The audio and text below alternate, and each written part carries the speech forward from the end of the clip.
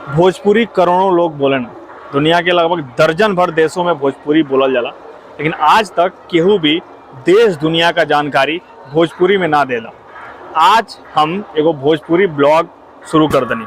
हम हर एक चीज़ का जानकारी भोजपुरी में दे, और ये भोजपुरी पहला ब्लॉग हम जन भोजपुरी का बनाओ तनी, वो शुरुआत होता उज्जैन यानी कि महाकाल की नगरी से। तो आरंभ ही प्रचंड बा।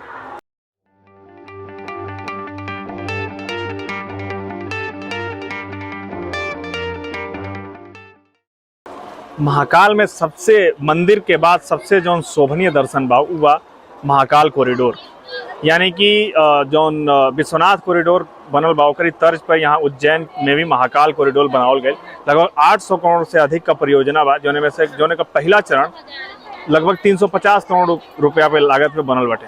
कॉरिडोर का दर्शन करे खातिर लोगों का तमाम भीड़ लागल रहता। हमारे पीछे आगे आप देख सकते, कुछ झलक भी आप देख सकत होगा कि पीछे महाकाल कॉरिडोर का शुरुआत है यस वाला। तो चलिए आपके महाकाल कॉरिडोर दिखाओ जाए। घुसते ही भगवान शिव का 3 तरह का अलौकिक मूर्ति आपके देखी, जोने में भगवान शिव त्रिशूल ले गए खड़े अलग अलग रूप में दिखाई देतन। ये घुसते ही जब महाकाल कॉरिडोर में एंट्री लिया जाला तो सबसे पहला भगवान शिव का जौन आकृति दिखेला, जौन मूर्ति दिखेला वो ई बाटे। ये हर तीनों मूर्तियों का कलर जौन बा वो अलग अलग बा। जैसे आप देख सकत होगा, एगो पूरा तो गोल्डन में बा, एगो ब्राउन कलर में बा, और एगो लगभग माटी जैसन कलर में जौन होला वो तरह के कलर में बा। और तीनों जौन मूर्ति बाटे का अलग अलग पहचान बा। शिव भगवान का अलग अलग रूप बा।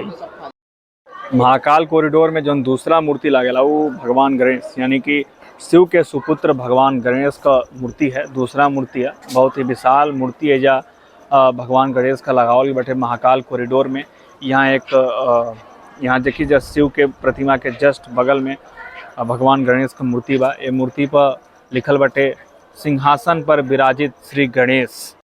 कॉरिडोर का जौन स्तंभ जौन बनावल गया वो स्तंभन में अलग अलग पौराणिक जौन मुद्राएं बाटे, वो मुद्राओं में आकृतियाँ बनावल गई बाटे। जैसे आप देख सकत हो कि ये तरह का जौन स्तंभ बाटे, जौन वो स्तंभ में ये तरह का मूर्ति बनावल गई बा। ये तरह हर स्तंभ में देखिए, सामने वाला स्तंभ भी जब आप देखा हो जा तो सामने वाले स्तंभ में भी आपके ये तरह का मूर्ति हो जा देखी अलग तरह का रूप जौन हमनी का पौराणिक मान्यता बाटे ओकरी हिसाब से शिव का या फिर अन्य देवी देवताओं का भी आकृति बनावल गई बा। महाकाल कॉरिडोर में घुसले के बाद जौन दूसरा स्टेज आवेला, यानी कि दूसरी जगह जहाँ आप मूर्तियों के शिखरा देखब ओकर अगवानी हनुमान जी करता। हनुमान जी से ही दूसरा मंडप शुरू होला। एमें अन्य देवी देवता बाना जेकरी बारे में हम आपके बताए। और यहाँ भीड़ आप देख सकेनी, लाइटिंग आप देख सकेनी यहाँ की लाइटिंग कितना बेहतरीन बा। रात के हमने के शूट करते जब बारिश होता उसके बावजूद यहाँ हर एक मूर्ति के पहचानल और देखल जा सकेला। महाकाल कॉरिडोर में घुसले के बाद जौन दूसरा स्टेज यानी कि दूसरा जौन मूर्तियों के श्रृंखला आपके देखे के मिलेला, ये लगभग शिव के 10 अवतारों के बताओ था। हम सबके पता बा कि माता गंगा जो भारत की सबसे बड़ी और सबसे पवित्र नदी बाड़ी, उनका उद्गम शिव के जटा से भइल है। और ये बात के भी महाकाल कॉरिडोर में बखूबी दर्शावल गई बा। मूर्ति पे आप देख सकेनी कि माँ गंगा ऊपर शिव की जटा से निकलते हुए दिखाई देते रही, और उनकी शिव के सामने महर्षि भागीरथी खड़ा बना। यहाँ पे नंदी जो उनकी शिव के सवारी है उनके भी दर्शावल गई बा, और एगो शेर का भी प्रतिमा बा। महाकाल मंदिर का प्रमुख प्रवेश द्वार यानी कि मुख्य प्रवेश द्वार, हालांकि बैरिकेड लगा के बंद कर गई बा, लेकिन जब हम महाकाल कॉरिडोर से हमनी के दर्शन करे जाने जा तो यहाँ से ही एंट्री होला मुख्य द्वार महाकाल मंदिर का। ये आप अंदर भीड़ देख सकते हो, कब लोग महाकाल की जय का उद्घोष भी करा था। तो ये आप क्लियरली वीडियो में सुन सकते हो। अभी महाकाल कॉरिडोर का दर्शन का शुरुआत था। अभी आप जैसे वीडियो में सामने देखा लगभग 1-1.5 किलोमीटर लंबा ये कॉरिडोर बनावल गई बा। इनमें लाइटिंग और यहाँ तक कि जो साज सजावट बा ओकर बहुत ही बेहतरीन तरीके से व्यवस्था कल गई बाटे। ये आप देख सकते हो, लोग आवल जैले में कोनो प्रकार का दिक्कत नहीं है, चूँकि महाकाल कॉरिडोर बहुत लंबा बा। एकरी खातिर हर जगह लोग खातिर बैठे खातिर व्यवस्था बनावल बा। अगर आप थक जाता नहीं तो तरह बैठ के आराम से थोड़ी देर बातचीत कर सकेनी। ओकरी बाद फिर महाकाल दर्शन यानी कि महाकाल कॉरिडोर के दर्शन खातिर आप आगे प्रस्थान कर सकेनी।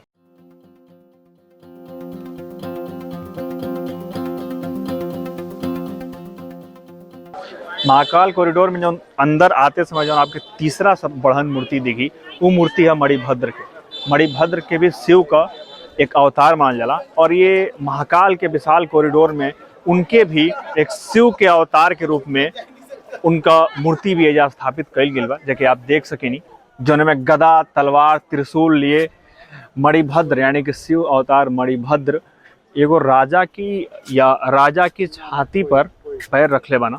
एकर भी शिव अवतार का जौन इस शिव अवतार का जौन वर्णन बाटे वो शिव पुराण में बाटे और मणिभद्र जौन शिव का अवतार बाटे ओकर भी वर्णन शिव पुराण में बाटे और ये मूर्ति के माध्यम से शिव के मणिभद्र अवतार के दिखावल गइल बा।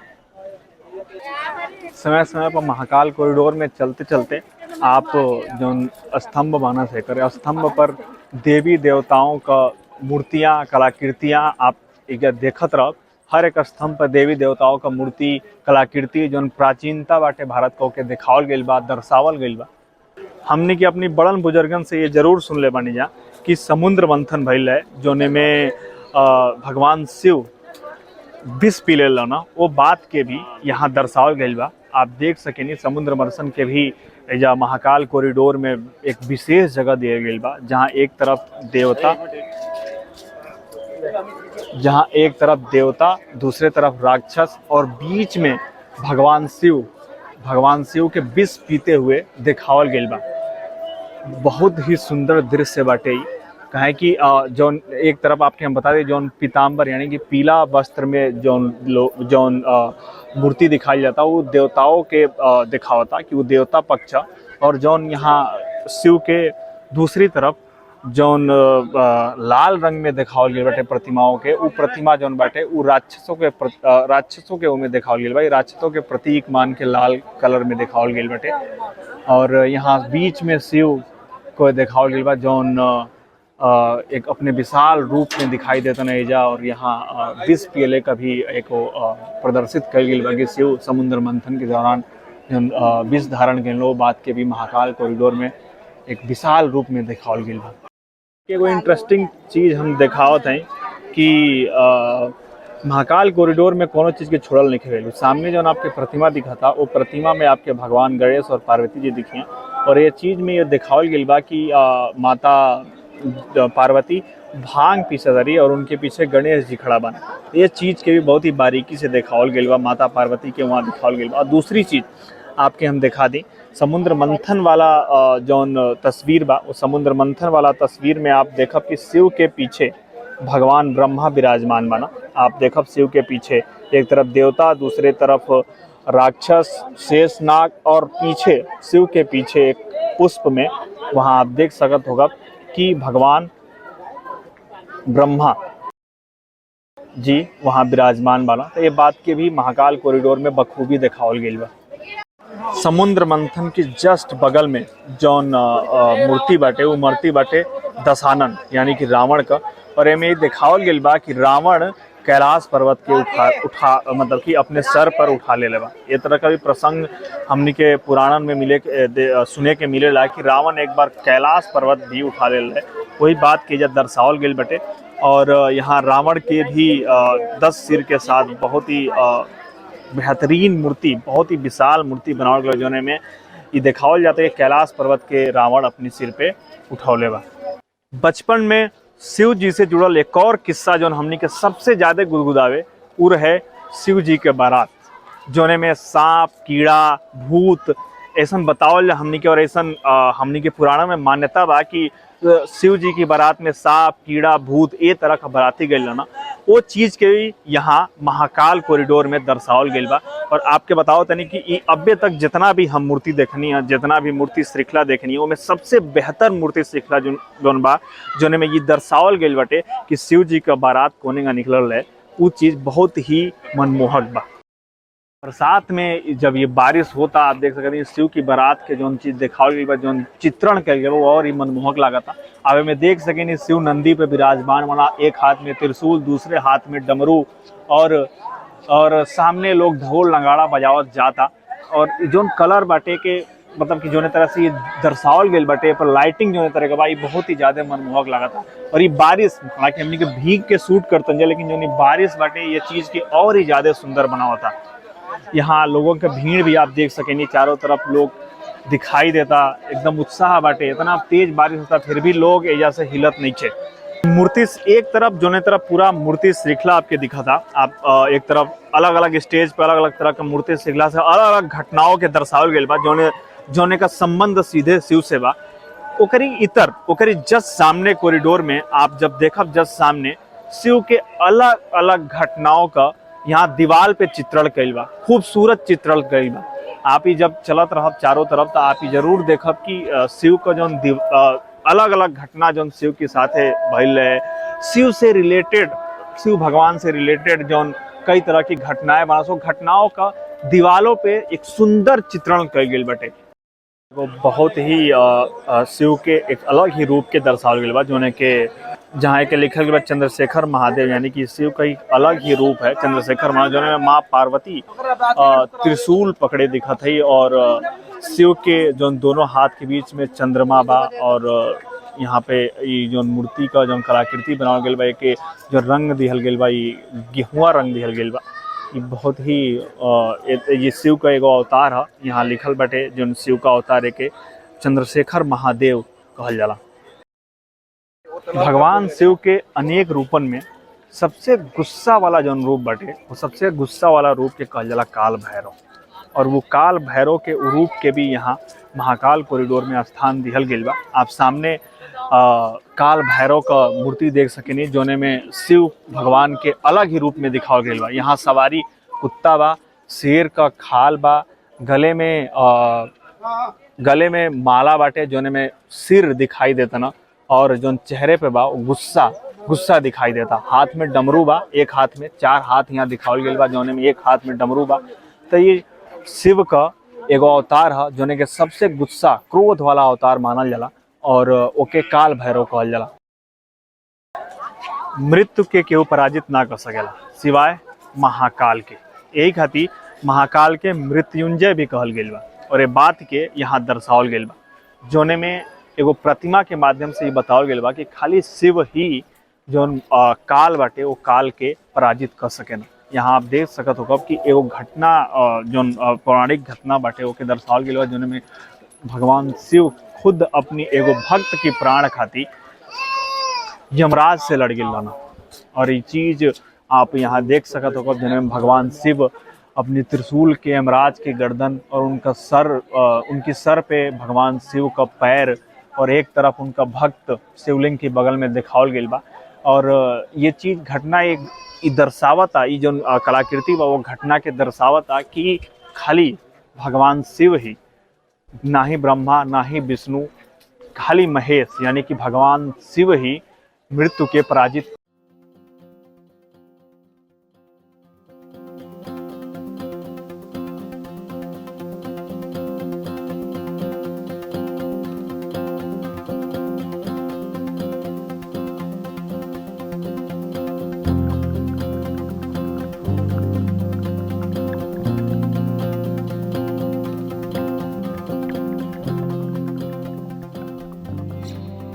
महाकाल कॉरिडोर में एगो चीज का हमें तलाश रहे कि आखिर भगवान शिव का जो श्रृंगार रहे वो चीज काहे ना दिखाई देता, लेकिन महाकाल कॉरिडोर में वो चीज के भी स्थापित कइल गइल बा।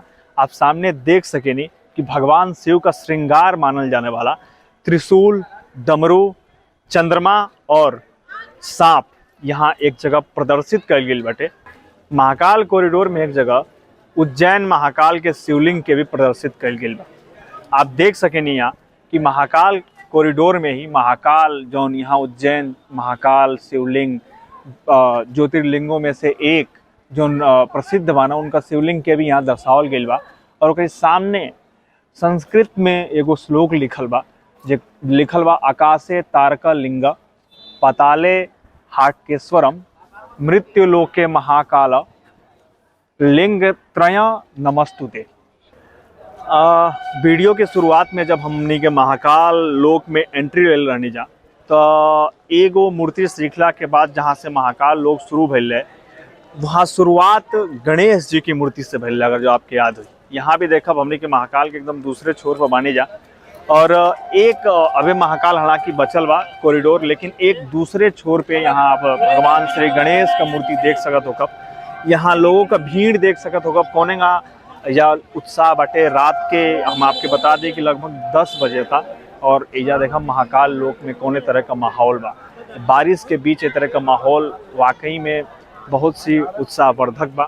यहाँ लोगों का उत्साह देखे के बनता। पर्यटन में जो महाकाल लोक जो बनल बा, ये उज्जैन के पर्यटन में चार चांद लगा होता। एक चीज़ और जो हम बार बार आपके बताओ तनी कि महाकाल कॉरिडोर में जो स्तंभ बनल बना सो, वो स्तंभों पे जो कलाकृति बाटे, वो कलाकृति वाकई में बहुत ही खूबसूरत बा।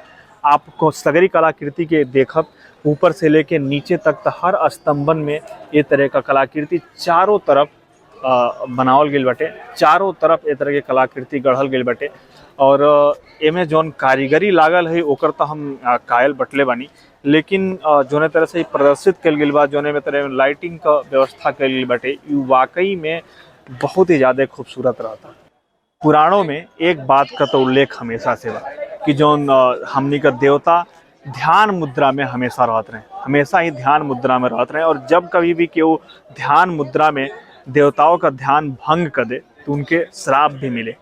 और महाकाल लोक में भी शिव के ध्यान मुद्रा में प्रदर्शित कल गई बा, और बहुत ही बेहतरीन तरीके से प्रदर्शित कल गई बा। आप देख सकेनी कि यहाँ पानी के फव्वारे के बीच चारों तरफ यहाँ पे शेर का मूर्ति बनावल गई बा, और उसके बीच शिव के या ध्यान मुद्रा में दिखावल गई बा, जहाँ शिव एकांत मुद्रा में ध्यान करते हुए दिखाई देता ना। हमने की सनातन संस्कृति के स्कंद पुराण में 7 ऋषियों का जिक्र कर गई बा, यानी कि सप्त ऋषियों का जिक्र कर गई बा। वो सप्त ऋषियों के यहाँ महाकाल के विशाल कॉरिडोर में भी जगह दिया गई बा। आप सामने देख सकेनी कि यहाँ सप्त ऋषि कॉरिडोर, यानी कि महाकाल कॉरिडोर में एक तरह का अलग ही कॉरिडोर बना गया बा, जेके सप्त ऋषि कॉरिडोर कहल जाता। ऋषियों के बीच में एगो स्तंभ बा, नटराज स्तंभ। यहाँ शिव के नटराज यानी तांडव करते हुए रूप के प्रदर्शित कल गई बा, और ओका एगो अलग से ही स्तंभ बनावल गई बा।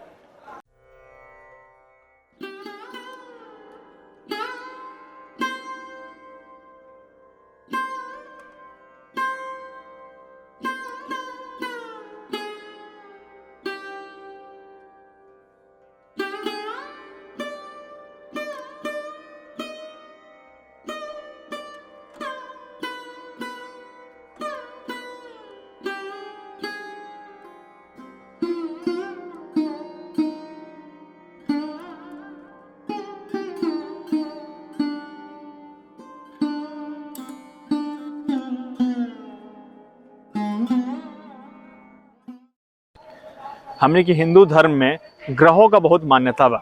हमने की हमेशा ही सुनत रहन जा कि हे आदमी पर शनि सवार हो गए वाला, इनकी पे राहु का दशा बा। तो महाकाल कॉरिडोर में वो ग्रहों के भी स्थान दिहल गई बा, एगो अलग मंडप बनावल गई बा, और वो मंडप में सब ग्रह, जितना भी ग्रह अपनी सनातन संस्कृति में बतावल गई बा, उन सभी ग्रहों का के वर्णन कल गई बा, और वो चीज़ के दर्शावल भी गई बा। तो ई रहल महाकाल कॉरिडोर धाम। महाकाल कॉरिडोर धाम का ब्लॉक का अंत था, और ये ब्लॉक के अंत में मतलब कि महाकाल कॉरिडोर धाम जहाँ ख़त्म होता, ओइजा शिव भगवान के दोनों पुत्र, एक तरफ कार्तिकेय, इधर सामने आप देख सकें कार्तिकेय, और दूसरी तरफ भगवान श्री गणेश। यही तरह और भी जगहों के बारे में भोजपुरी में जानकारी खातिर चैनल के सब्सक्राइब जरूर करें।